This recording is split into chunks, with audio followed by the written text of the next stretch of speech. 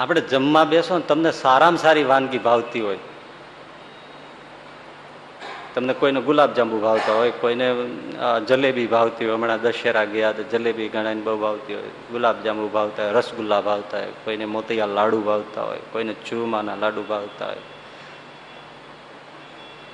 તો માનો ગુલાબજાંબુ રાખો તમે, એટલે તમે બહુ ભાવે છે, તમે 5 ખાઓ, 15 ખાઓ, 20 ખાઓ, 25 ખાઓ, 30 ખાઓ, અરે 40 ખાઓ, 45 ખાઓ, ગમે છે, ખૂબ ખૂબ પ્રિય છે અને ખૂબ પેટ ભરીને ખાઓ. પણ 45 તમારે પછી આમ આવી ગયું, લિમિટ થઈ ગઈ, અને 46મું કોઈ આપે તો તમે ખીજાઈ જશો. હે ભાઈ હવે હદ થાય છે, રેવા દો ભાઈ, હવે શું પછી કઈ હું રાક્ષસ છું તે શું છો તું છો શું? કોઈની પાછળ રેવા નથી દેતો, આ તે ખાધું નથી, ખાતર પાડ્યું છે. તોય પાછું એમ કે હું રાક્ષસ છું. શિંગડા જ નથી ભાઈ તને, બાકી એ જ છો તું. પણ છતાં એ 46મું આપો તો ખીજાઈ જાય. હવે બસ છે ભાઈ, તો પછી કઈ આમ હદ હોય કે નહીં.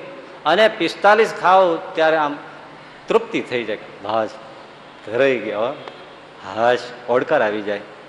અને વધારે આપો તો વધારે છે એમ થઈ જાય અને ઘા કરી દે. સમજજો વાતને. ક્રોધ છે, ભાન ભૂલાવે છે, પણ છતાંય એમાં એવી ક્ષણ તો આવે માણસને થાય કે વધારે પડતું થાય છે, આ વધારે છે, આ સારું નથી, એમાં એને લાગશે. કામાદિક વિકારો છે, સ્ત્રીયાદિકના વિકારો છે, એમાં પણ એવી ક્ષણો આવે કે જેમાં માણસને એમ થાય કે હવે બસ છે, હા છે, હવે વધારે છે, વધારે પડતું છે, આ બધું એ લાગશે. પણ આ એક લોભ એવો છે, એક ક્ષણ માટે પણ તૃપ્તિ ન થાય. એક ક્ષણ માટે જેમ 45 જાંબુ ખાય ને પછી કેમ એમ થાય, એક ઓડકાર આવી જાય, 2 ઓડકાર આવી જાય, 2-3 વિસલિંગ વાગી જાય, બસ છે બસ.